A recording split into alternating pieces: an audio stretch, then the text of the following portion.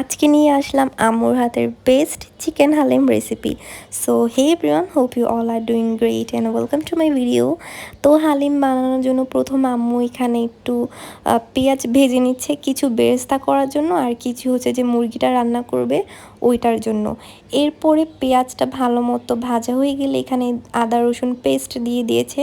তারপর হালকা একটু পানিও দিয়ে নিয়েছিল, তার সাথে হচ্ছে 1 চামচ গরম মশলার গুঁড়া, তারপর হচ্ছে ধনিয়ার গুঁড়া, জিরার গুঁড়া, তারপর এই গুঁড়াগুলো দিয়ে দিয়েছে।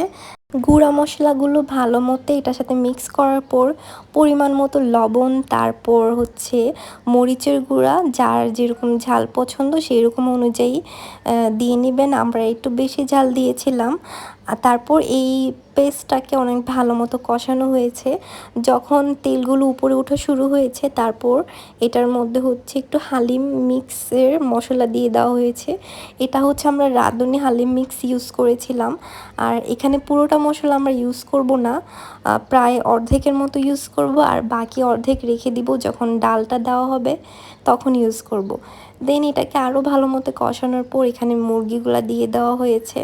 আর এখানে মুরগির পিসগুলো একটু বড় বড়ই রেখেছে। মুরগির মাংসগুলো দিয়ে দেওয়ার পর এটাকে ভালো মতো মশলার সাথে মিক্স করতে হবে।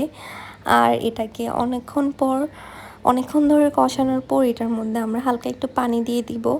আমরা এখানে খুব সম্ভবত 1 কাপের মতো পানি ইউজ করেছিলাম। তারপর এটার মধ্যে 1 কাপ পানি দিয়ে এটাকে এই মাংসটাকে আমরা ঢেকে রেখে দিই ভালো মতো কুক হওয়ার জন্য। আর এখানে আমরা এই রাঁধুনি হালিম মিক্সটা ইউজ করেছিলাম। এটা বানানো খুবই ইজি, সব কিছুই দেওয়া থাকে, ডাল তারপর মশলাগুলা।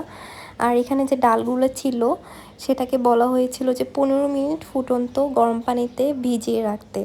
তো আমরা সেটাই করেছিলাম, ফুটন্ত গরম পানিতে ভিজিয়ে রেখেছিলাম। আর এখানে আমাদের মুরগির মাংসটাও ভালো মতো কষানো হয়ে গিয়েছে।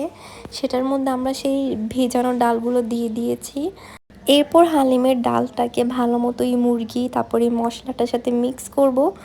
দেন এটার মধ্যে প্রয়োজন মতো আরেকটু পানি দিয়ে দিব, কারণ ডালটা সিদ্ধ হতে আরেকটু পানি লাগবে, না হলে অনেক বেশি আবার ঠিক হয়ে যাবে। তারপর এটার মধ্যে পানি অ্যাড করার পর আমরা গরম পানি অ্যাড করেছিলাম। পরে এটাকে ঢেকে রেখে দিব।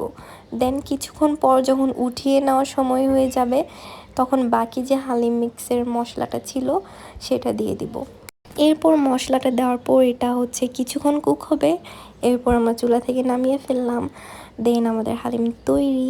এই হালিমটা অনেক মজা হয়েছিল, আর নিজের মায়ের হাতের রান্না সবার কাছেই ভালো লাগে।